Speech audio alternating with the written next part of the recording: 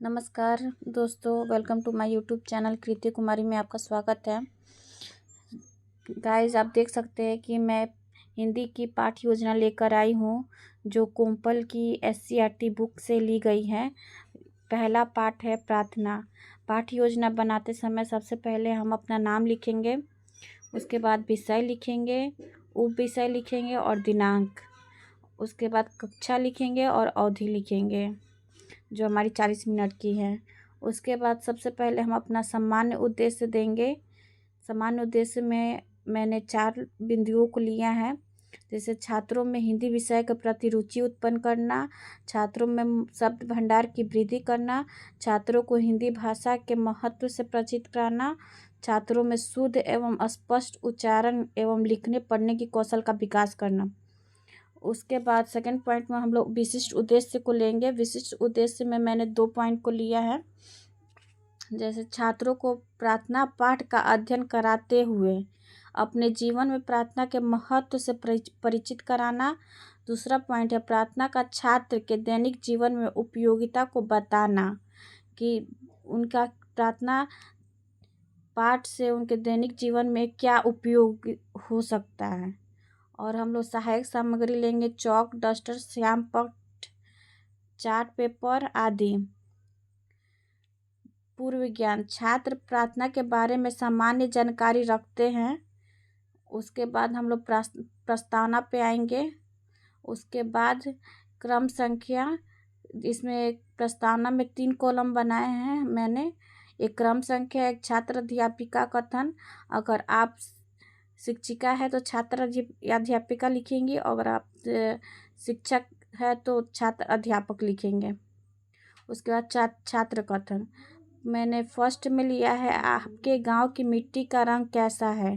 तो बच्चे बोलेंगे मैम काला है, पीला है, उजला है, अपना अपना भाव व्यक्त करेंगे।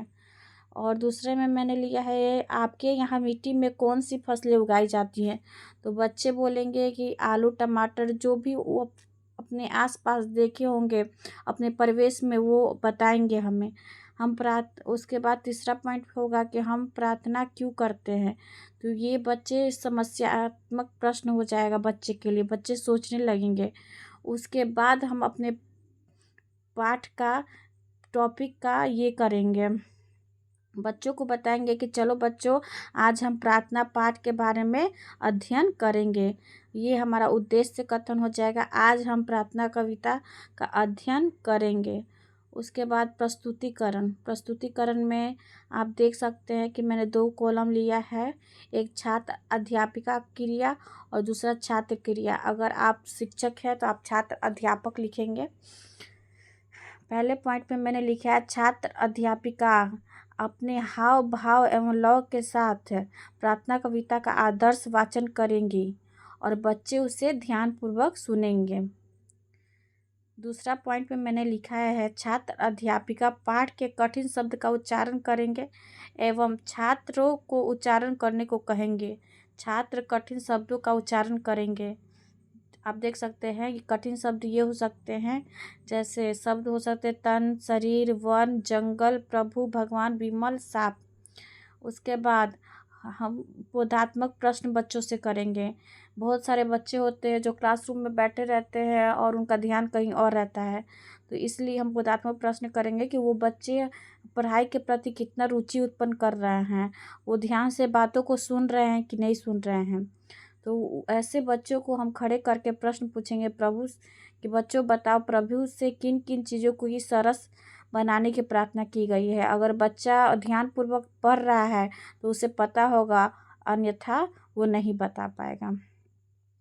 प्रभु से इन्हें एक बनाने की प्रार्थना क्यों की गई है।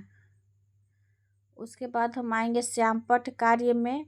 श्यामपट्ट कार्य पे हम सबसे पहले डेट देंगे, उसके बाद टॉपिक का नाम लिखेंगे प्रार्थना, उसके बाद कविता को लिखेंगे और बगल में हम झंडे का चित्र बना देंगे।